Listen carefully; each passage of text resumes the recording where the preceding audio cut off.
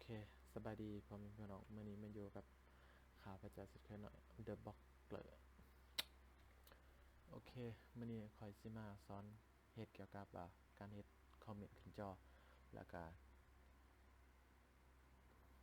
Donate ขึ้นจอ Follow ขึ้นจอแล้วก็กดติดตามหรือคนกดไลค์กดแชร์เฮาเนาะขึ้นจอโอเคก่อนอื่นหมดให้ทานไปโหลดโปรแกรมตัวนี้มาเนาะส่วนโปรแกรมตัวนี้หวังว่าทุกคนคือจะมีบ่แล้วเนาะเป็นโปรแกรม Steam โอเคมาวันนี้ก็ทำการหลังจากที่ดาวน์โหลดโปรแกรมตัวนี้แล้วให้ท่านติดตั้งโปรแกรมส่วนลิงก์ตัวนี้เดี๋ยวสิเอาให้อยู่ใต้คลิปเนาะโอเคหลังจากนั้นทำการติดตั้งแล้วก็กดเข้าไปเนาะ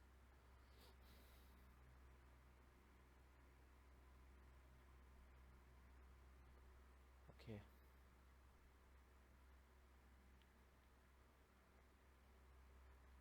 เมื่อมาฮอดอันนี้ให้ทุกท่านเข้าสู่ระบบเนาะตัวอย่างว่าท่าน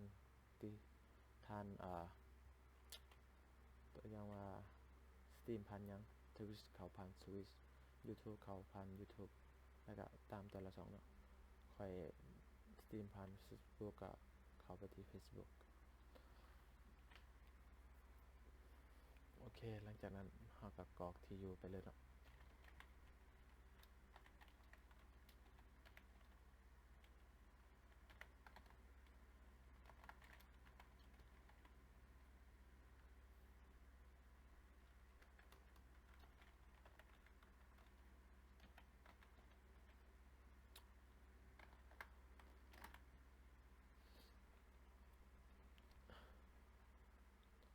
โอเคหลังจากนั้นดำเนินการต่อเนาะมาวันนี้เฮาสิมาเข้าสู่เนื้อหาของเฮาแท้ๆเนาะบัด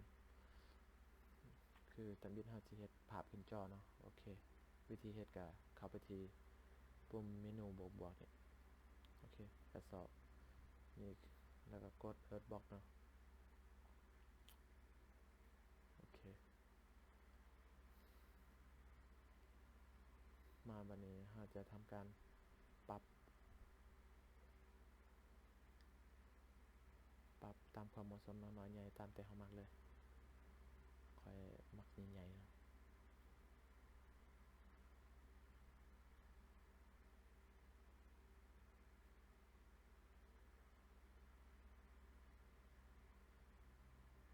โอเค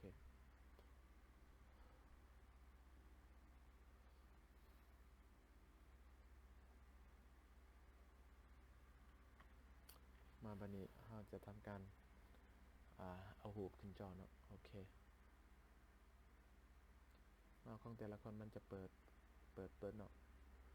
มาเพราะว่าตัวนี้เป็นค่าค่อยที่เซตไว้แล้วค่อยจะทำการปิดที่เขาบ่อยากได้เนาะเพราะว่า merge support จะสิเนาะมาบัดนี้เราจะทำการใส่รูปคือตัวนี้โอเครูปนี้เป็นคอยตั้งไว้แล้วเนาะมันก็เลยเสื่อมกับตัวเก่าวิธีการเปลี่ยนรูปก็คลิกเข้าไปนี่เนาะ media เข้า change แล้วอัปโหลดของแต่ละคนมันจะบ่มีรูปมาจังซี่เนาะมันจะเป็นหน้าเปล่าๆหน้าบ่มีหยังเลยวิธีการอัปโหลดเข้าไปนี่แล้วก็เลือกรูปตามที่ท่านต้องการเนาะโอเค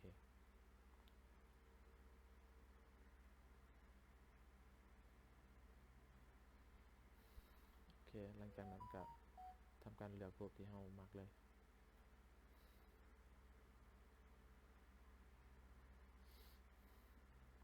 มาแต่ละอันก็คือกันเนาะตัวนี้ก็ทำการเชนคือเก่าโอเคมาบัดนี้เราจะทำการเปลี่ยนเสียงกับมองนี้เนาะเสียงแบบใดที่เรามักโอเคเสียงนี้บ่โอเคค่อยมักเสียงนี้ขอเอาเสียงนี้นี่ก็มาวันนี้ปรับรูปแบบมันเนาะมักแบบใดเทสไป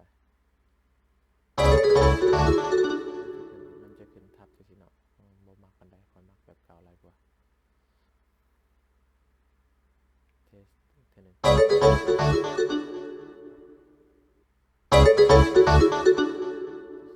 โอเค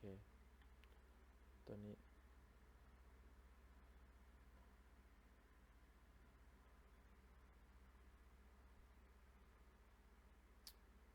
แฟลชอนิเมตเฮามักแบบใดก็เลือกแบบนั้นเนาะ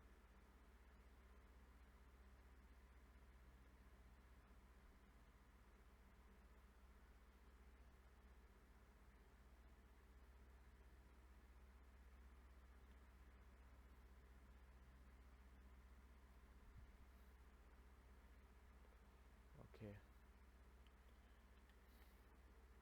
วิธีนี่ก็วิธีเป็นแบบเปลี่ยนเนาะรูปแบบการอ่านว่าการสไลด์การขึ้นจอใช่ไหมให้มันขึ้นแบบใดไว้สากับตามนั้นเนาะโอเคแค่นั้นก็บ่ต้องไปปรับอีกสักมันหลังจากนั้นก็ทำการกดดันไปเลยเพราะว่าแล้วเนาะแต่ละอันก็เฮ็ดคือกันเนาะโดยวิธีการเปลี่ยนกับเขาไปนี่คือตัวเขามักนี่นะส่วนตัวนี้ก็เสียงเนาะปรับตามความเหมาะสมมาบัดนี้ขั้นตอนที่2เราจะทำการเวลามีคนคอมเมนต์ขึ้นจอเนาะโอเควิธีการก็กดเพิ่มเข้าไปแล้วก็กดไปที่ S box แล้วก็ Add Source ไปเนาะแล้วก็เพิ่มแล้วก็การย่อขยายก็ตามแต่ความเหมาะสมเนาะมาบัดนี้เราจะทำการเปลี่ยนนิดนึงเนาะแบบปรับแต่งนิดนึงปรับแต่งขนาดฟอนต์บ่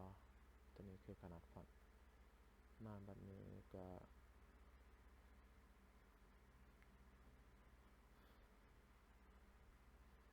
ตัวนี้รูปแบบการสิ่งจังได๋สไลด์เนาะแบบเราจะเอาเป็นบล็อกเนาะนี่เนาะมันจะเป็นบล็อกแบบนี้ก็เบิ่งแต่ว่าค่อยมักแบบเก่าเนาะแบบคลีนรู้สึกว่าสะอาดดีโอเคหลังจากที่เลือกแล้วก็ทำการกดโอเคไปเนาะแล้วก็ดันมาบัดนี้เราจะทำการเทสเนาะ โอเคเทสก็คือกับอันนั้นเนาะ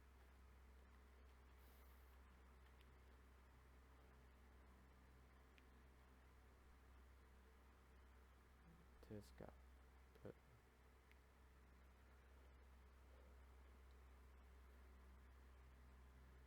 โปรแกรม Steam มาตัวตัวอย่างว่าเฮาไลฟ์สดแล้วเนาะมันแล้วก็เดี๋ยวเฮาจะเทสมา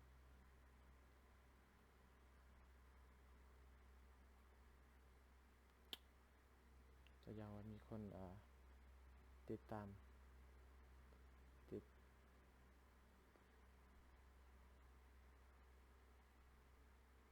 ช่องเฮาเนาะตัวอย่างว่าตอนที่เฮาไลฟ์สดอยู่สินะโอเคตัวอย่างได้นี่แหละมีคนโดเนทมาเทสมั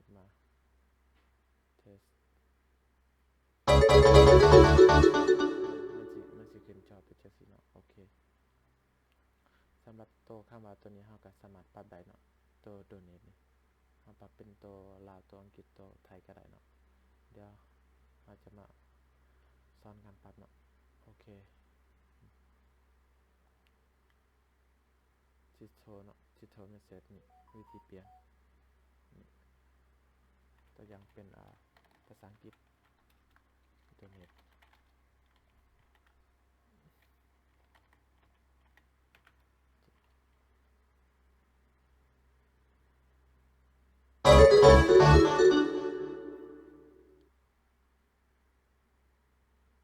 กดดันไปตัวอย่างเนาะอืม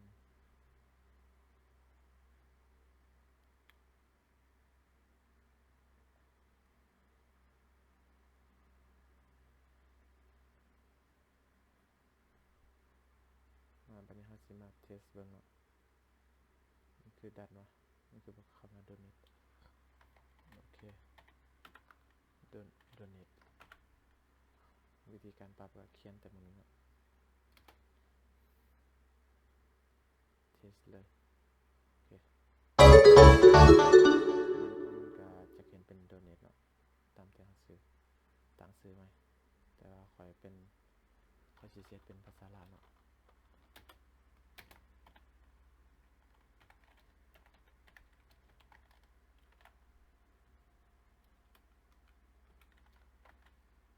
โอเคแล้วก็มาเทสเบิ่งอีกเทื่อเพื่อความแน่นอนคลิปนี้ขอสั้นๆเนาะแต่ว่าก็มาหลายนาทีเติบ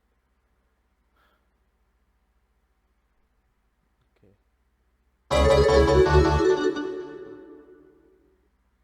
นี่เนาะมันจะขึ้นมาจังซี่โอเค